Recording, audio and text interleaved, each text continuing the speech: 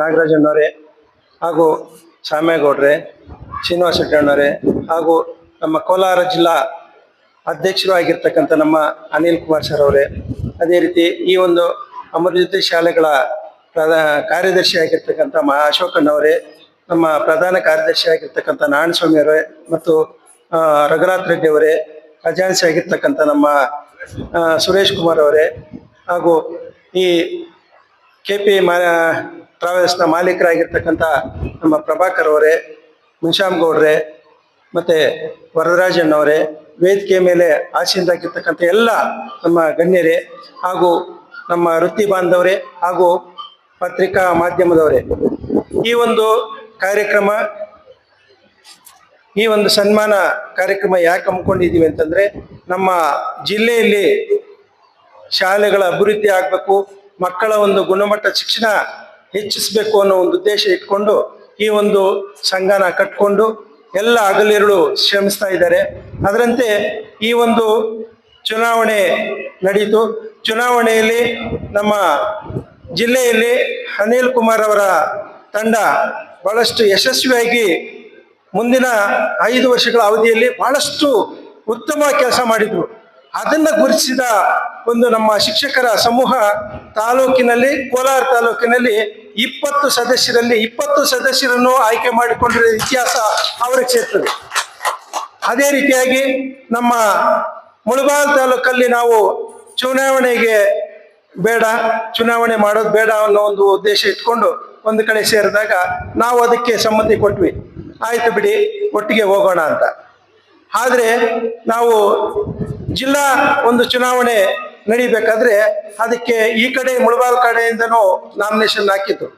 ಆ ನಾಮಿನೇಷನ್ ಹಾಕಿದಾಗ ನಮ್ಮ ಅನಿಲ್ ಕುಮಾರ್ ಸರ್ ಅವ್ರ ತಂಡ ನಮಗೆ ಹೇಳಿದ್ರು, ಮುಳಬಾಗಿಲಲ್ಲಿ ನಮ್ಮ ತಂಡ ಇದೆ, ವೆಂಕಟಪ್ಪ ಅವ್ರ ಸಿಂಡಿಕೇಟು, ಅವ್ರು ಏನು ಹೇಳಿದ್ರು ಅದನ್ನು ನಾವು ನಡ್ಕೊತೀವಿ ಅಂತ ನಮಗೆ ತುಂಬ ಸಂತೋಷದಿಂದ ನಮ್ಗೆ ಇದು ಮಾಡಿದ್ವಿ. ಅದಕ್ಕೆ ನಾವು ಹೇಳಿದ್ವಿ, ನಮಗೆ ಯಾವ ಪದವಿನೂ ಬೇಡ, ನಮ್ಮ ತಂಡ ಬರ್ಬೇಕಷ್ಟೇ ಜಿಲ್ಲೆಯಲ್ಲಿ ಅಂತ. ಅವರು ಬಹಳಷ್ಟು ಖುಷಿಯಿಂದ ನಮಗೆ ಒಂದು ಸದಸ್ಯತ್ವನ ಸಂಘಟನಾ ಕಾರ್ಯದರ್ಶಿನೂ ಕೊಟ್ಟರು. ಅದರೊಟ್ಟಿಗೆ ಈ ಜಿಲ್ಲಾ ಚುನಾವಣೆಗೆ ಹೋದಾಗ ಚುನಾವಣೆಯಲ್ಲಿ ಶ್ರೀನಿವಾಸಪುರ ತಾಲೂಕು, ಕೋಲಾರ ತಾಲೂಕು, ಮಾಲೂರು ತಾಲೂಕು, ಬಂಗಾರಪೇಟೆ, KGF ಎಲ್ಲ ಕಡೆಯಿಂದನೂ 62 ಮತಗಳು ನಮ್ಮ ಸಿಂಡಿಕೇಟ್ಗೆ ಬಂದವು. ಆಪೋಸಿಟ್ ಸಿಂಡಿಕೇಟ್ ಬರೀ 21 ಮತ ಬಂತು. ಅಂದ್ರೆ 3-4 ಪಟ್ಟು ನಮ್ಮ ಕಡೆ ಕೋಲಾರ ಜಿಲ್ಲೆಯಲ್ಲಿ ಇದೆ ಅನ್ನೋದನ್ನ ಸಾಬೀತುಪಡಿಸಿದ್ರು. ಅಂದ್ರೆ ಅದ ಕಾರಣ ಏನು ಅಂತಂದ್ರೆ 5 ವರ್ಷಗಳ ಹಿಂದ್ಗಡೆ ಎಷ್ಟು ಚೆನ್ನಾಗಿ ಕೆಲಸ ಮಾಡಿದ್ರು ಅನ್ನೋದನ್ನ ಗುರುತಿಸಿ ಮತ್ತೆ ಮರು ಆಯ್ಕೆ ಮಾಡಿದ್ದಾರೆ. ಅದು ನಮ್ಮ ಜಿಲ್ಲೆಗೆ ಒಂದು ಕೀರ್ತಿ ತರುವಂತ ಕೆಲಸ ಆಯಿತು. ಆ ರೀತಿಯಾಗಿ ನಡ್ಕೊಂಡು ಬಂದ್ವಿ. ಅದರಂತೆ ನಮ್ಮ ತಾಲೂಕಿನಲ್ಲೂ ಚುನಾವಣೆ ಬೇಡ ಅಂತ ನಾವೆಲ್ಲ ಇನಾಮಿನೇಷನ್ಗೆ ಹೋದ್ವಿ. ಇನಾಮಿನೇಷನ್ ಅಲ್ಲಿ ಯಾವ ರೀತಿ ಆಯ್ತು ಅದನ್ನ ನಾವು ಸ್ವಾಗತಿಸಿದ್ವಿ.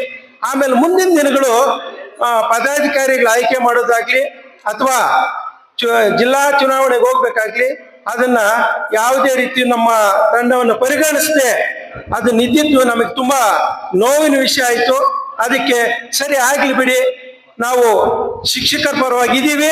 ಯಾವುದೇ ತಾಲೂಕಲ್ಲಾಗ್ಲಿ ಜಿಲ್ಲೆಯಲ್ಲಾಗ್ಲಿ ಯಾವುದೇ ಶಿಕ್ಷಕರಿಗೆ ಕೆಲಸ ಆಗ್ಬೇಕಾದ್ರೆ ನಾವು ಹೋರಾಟ ಮಾಡ್ತೀವಿ.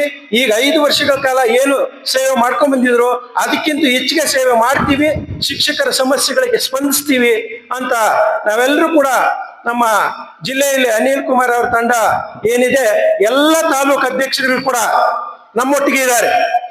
ಆದ್ರಿಂದ ನಾವೆಲ್ಲ ಕೂಡ ಒಟ್ಟಿಗೆ ಸೇರಿಸಿ ನಮ್ಮ ಶಿಕ್ಷಕರಿಗೆ ಏನು ಕೆಲಸ ಕಾರ್ಯಗಳು ಬೇಕೋ ಅವೆಲ್ಲ ಕೂಡ ನಾವು ಒಟ್ಟಾಗಿ ಸೇರಿ ಆ ಒಂದು ಕೆಲಸ ಕಾರ್ಯಗಳನ್ನು ಮಾಡ್ತೀವಿ ಅಂತ ಹೇಳ್ತಾ, ಈ ಮುಂದಿನ ದಿನಗಳು ನಮ್ಮ ಶಿಕ್ಷಕರ ಸೇವೆ ಮಾಡೋದಕ್ಕೆ ತಾವೆಲ್ಲರೂ ಕೂಡ ಅನುಕೂಲ ಮಾಡಿಕೊಟ್ಟಿದ್ದಕ್ಕೆ ಇನ್ನೂ ತಮಗೆಲ್ಲರೂ ಕೂಡ ಧನ್ಯವಾದಗಳನ್ನು ತಿಳಿಸ್ತಾ, ನಮ್ಮ ನಾಯಕರೆಲ್ಲರೂ ಕೂಡ ನಮ್ಮ ಜೊತೆ ಇದ್ದಾರೆ.